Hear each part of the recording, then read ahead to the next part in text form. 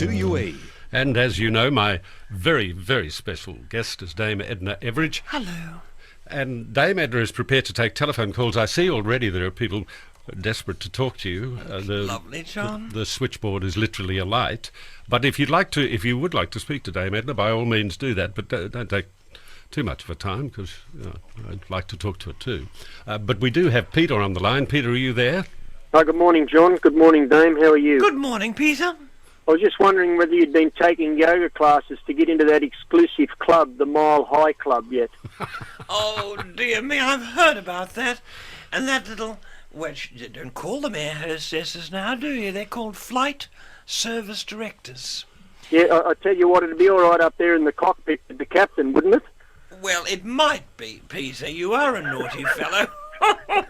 Do you know I've never had romantic entanglements on an aeroplane? Do you think that's ahead waiting for me, John? It could be something like that, but I just think it's a little undignified for you, Dame Edna. It doesn't appear in my mind's eye. It's very naughty of Peter to have said it to us. There are nice people listening, Peter. Thank you, Dame. Thank you, darling. John. Who's next, Johnny? It's funny. It's wonderful, though, but you're quite right, they're called flight attendants or directors or something, and you realise now that we have women pilots. Do we? We Well, really that's do. Lovely. Flying these great big aeroplanes. They're very clever. Lady pilots. Me. Used to be called the cockpit. Now it's called the box office, I think. We'll talk to You James. talk in riddles, John. I do. Riddles. I do. James, are you there?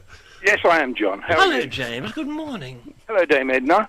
This is quite an honour to speak to two of the largest icons in Australia. And how lovely to hear that hint of South African in your voice. Yes, Dame Edna. In the 80s, I had the honour of looking after a friend. I think he's still a friend of yours, Barry Humphries. Oh, did you? How did you have to look after him? He was through Westfields. I had to sort of chauffeur him around for a few weeks and take Oh, him to his did you? I one-man hope he show. was polite to you. He was quite polite, and at the end, he didn't give me a tip. A tip? After a few weeks, That's you very, might need to very talk to him about that. unusual. I've You might always need to thought talk to him about that one. I've always thought he had short arms and long pockets. No, quite a gentleman, quite a gentleman. That's lovely to hear. And the other thing is, I mean, you're in Hollywood quite a lot. Now, in Hollywood, we've got a governor called Arnold Schwarzenegger. Yes. We've had a mayor called Sonny Bono. We've had a president called Ronald Reagan. Why can't Johnny Howard concede and we can have a prime minister called Dame Edna? That's lovely. Well, I'm not sure I'd want to be. You know that? Too much responsibility, I'm afraid. James, thank you for the call. But and thank you. And Dame Edna, thanks you too. A little frog in my throat. Go better. Do you think that John Howard's been very good at what he's done? Hard work, as you say, and a lot of responsibility. But Well, I mean, look, I think that everyone's very prosperous. And I think they may be reluctant to give that away. yeah, well, I think you could well be right. What about George W. Bush? Have you encountered him in your travels? He's met the Queen. You have, of course. Well, I have. Little Blinky Bill, I call him. He's a strange little fellow. You know, he winked at the Queen the other day, but he doesn't wink, he blinks. That was just him, a nervous habit he's got, poor What do you thing. mean, both eyes at once? When he blinks, he winks with both eyes at once. And it's always when he's a little bit intellectually challenged. Oh, You poor dear. Would you like water or brandy or whiskey? that's better. I think it's the 2UE coffee that did that to me. Little Mr. Bush, he is a bewildered little person, and I don't understand. An enormous country like the United States, with their elaborate system of electing a president, should come up with him. Out of all, you realise that there are 300 million people there, and that was the best the four That little was things the could best they could bring to the top of the tree. I think it's very puzzling. But they are a puzzling country. do. Sure Full are. of lovely people, as you know, John. Yes, you love being there, don't you? Well, they've embraced me in recent years. To have a career in the United States was something I never dreamt of. Well, you've But got I a can career all walk over the onto world. a stage anywhere and they come along. And in fact, they wanted me to do a big season in New York right now. I said, no, Sydney needs me. Have you met Barbara Streisand? Oh, yes, I do know little Barbara.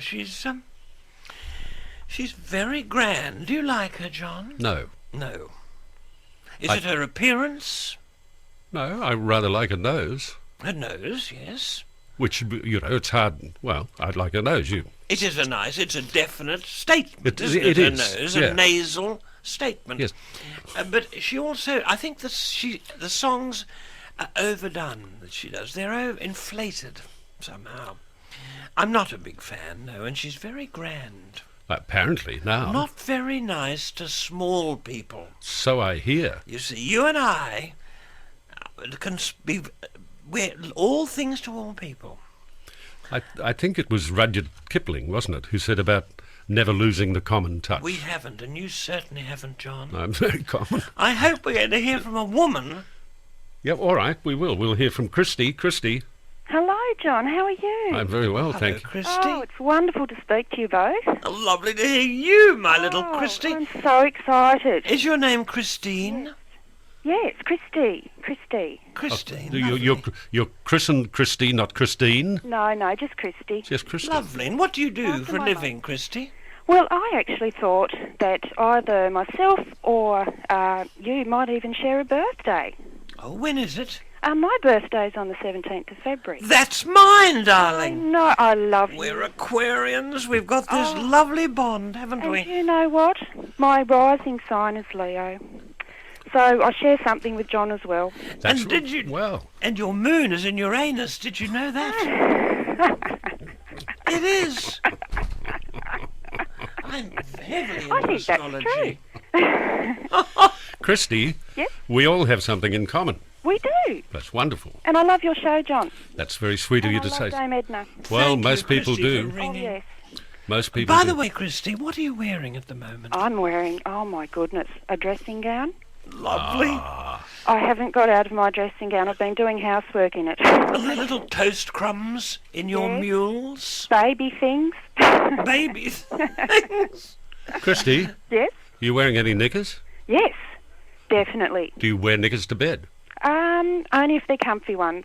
Oh, lovely. That's a very rude question. I love No, my no. John? jams. No, because we have to how do I understand women if I don't ask questions? They can be quite uncomfortable, John. I'd rather wear pyjamas or something, I think, or a nightie. Yeah. No, I see. Yeah, that sounds nice. Yeah. That sounds nice. Oh, wonderful. That'll do, John. Thank you. Okay, then. Bye, Christy. Bye-bye. Bye, Lovely to darling. speak to you both. Bye, Christine. Wasn't she sweet, though? Christy was really... Wasn't she lovely? And you overdid it, John, asking her about her underwear. No, just wanted to know... I didn't want to know the colour or anything, just wanted to know what I asked her. If she was going commando. Do you know that expression? No. Going commando, apparently, is what those friends of Paris Hilton do. They don't wear any underwear. And it's called going commando. What, should I ask why it's called going commando? I don't know. I've no idea. But perhaps one of our listeners knows the answer. Maybe. I've never heard the expression before. Sadly, I've heard Paris Hilton before. Well, What look a at her. mixed-up She's little only going girl. to have 6 days in prison now. Yes, apparently it's been reduced. She's getting special treatment, and I don't think it's right that people should be above the law. No, Quite well, frankly. a lot of people in the United States are very angry that she's getting that preferential treatment, and she I is. think they are. We will take one, maybe last call, but there are plenty more there. If you want to speak to Dame Edna, quickly call us on 13 13 32, because Dame Edna's got a lot of things to do, including making sure that the Capitol Theatre is in good shape for her Oh, performance. yes, I'm having it repainted. Good, the whole thing. Well, just the bits people see. Val, good morning. Val? Hello. Oh, Val? Where's she gone? Val, Are you there, Val? is that you, John? It is. I just want to say to you, both of you, I listen to you every day. That's the best interview I've heard for a long time. I've had the best laugh I've had for a long, long time. Oh, Valerie, you are a darling. Thank you, Where do you darling. live, Val? In Newtown, love. Newtown is coming up, isn't it? Yes. Oh, Oh, very it's fashionable. lovely. I live on my own here. You do. That's rare in Newtown. Mostly a woman like you would be living with another woman. No, darling, I had a husband that passed away 12 months ago. I'm Oh, 80 years dear. old. But I just loved it this morning. I had a lovely laugh. It was beautiful. Well, that's day. important. The first 3 years after a bereavement are the hard ones, Val. Did you, darling? You don't. There's no describing what it feels like. No, there is not. But As long you as we do can have get a good through laugh. it. It doesn't mean you're hard-hearted. No, It darling. doesn't mean you didn't adore him. I But you did. get through it. I will get through it. And I've had the best laugh I've had for a while. I just had to ring up and tell you. Oh, thank you, Val. Thank you very much for talking to me. Lots of love, Val. That's a pleasure, Val. Thanks, John. Bye-bye. Nice. Bye-bye. That's the sort of Sydney person I adore. Yeah, so basic. Basic and kind and warm and...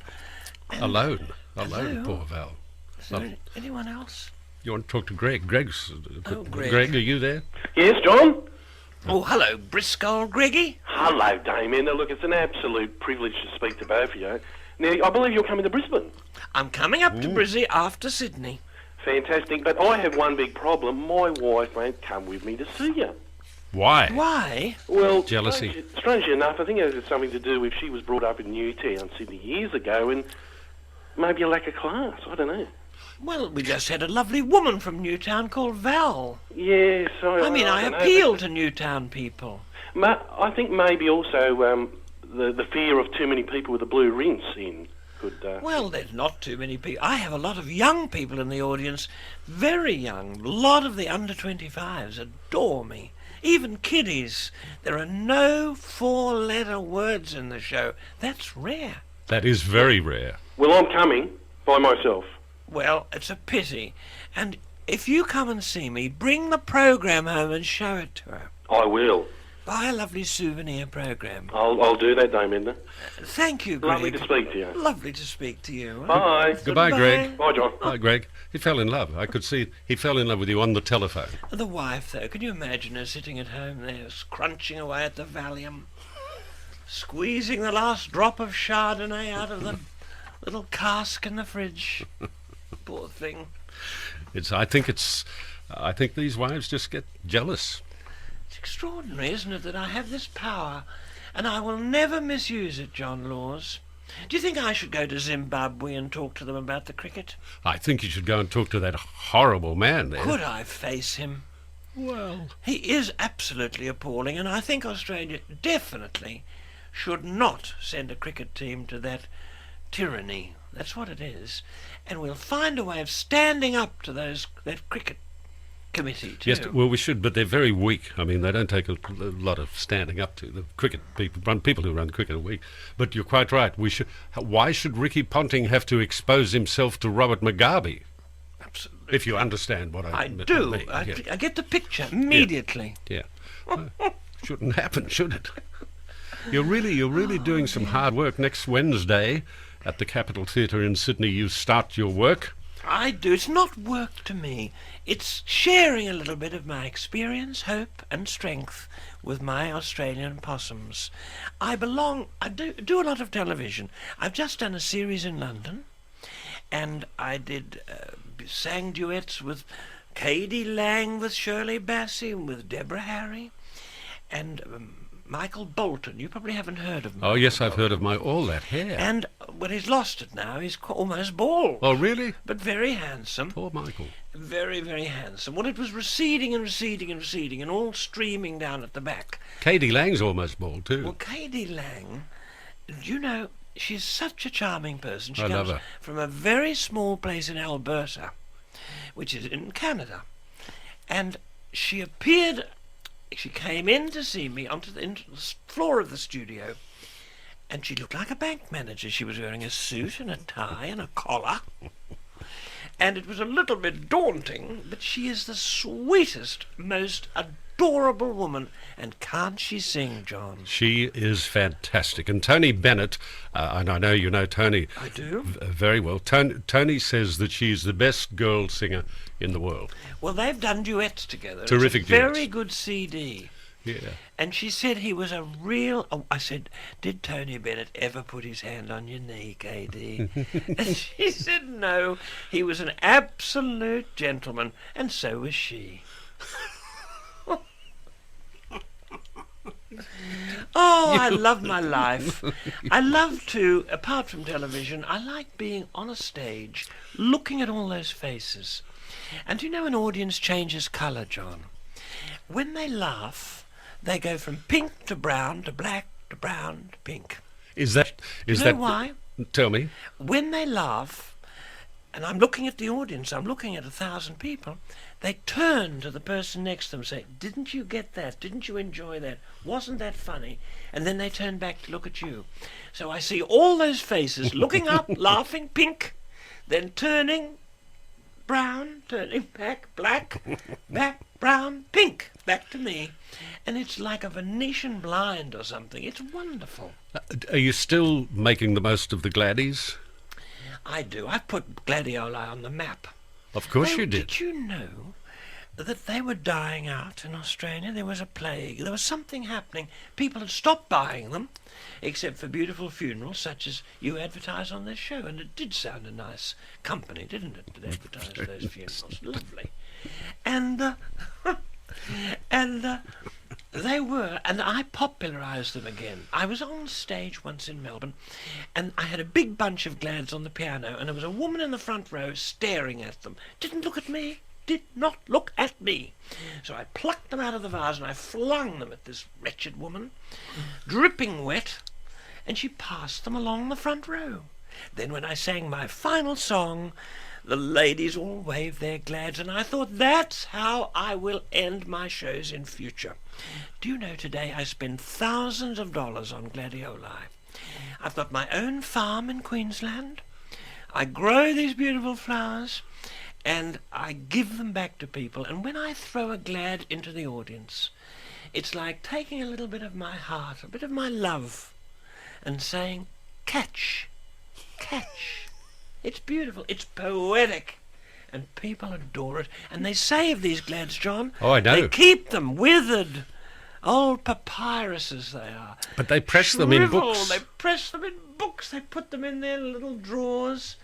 And they have healing properties, apparently. People have sellotaped gladioli to their sore bits. It's helped. They have. There are enzymes. There are trace elements. But enough of this. I'm looking out of the window and thinking, I've got to get out of this studio and get into that beautiful landscape that you can see out the window there, John. It's lovely, isn't it? Sydney is a lovely city, one of your favourites in the whole wide And world. it is, John, and too many people, and listeners agree with me, I'm sure, take it for granted. Don't If they? you had been to the countries, including London, overpriced, overcrowded, and filthy dirty, You're quite right. you would fall on your knees in George Street and say, thank goodness I live here. Yeah, it's a wonderful city. Wonderful city. Well, Dame Edna, we have to part We do, But- briefly. briefly. But remember that message, Possums, gratitude. Be grateful. The best way you can express it is to come and see me at the Capitol. It's the G word, gratitude. I touch all your G spots. And remember, it's the first letter in the word gynecologist.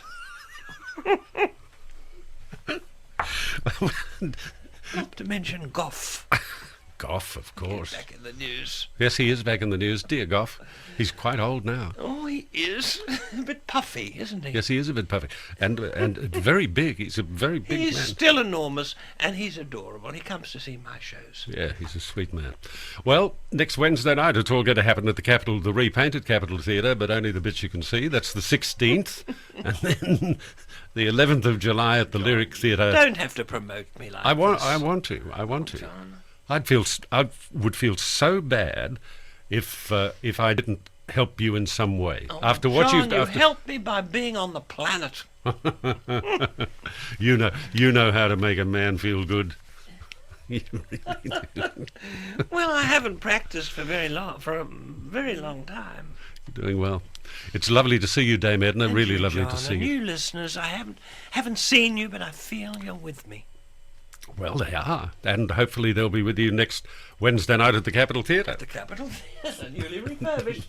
And this is John Laws and Dame Edna thanking you all for having us at your place.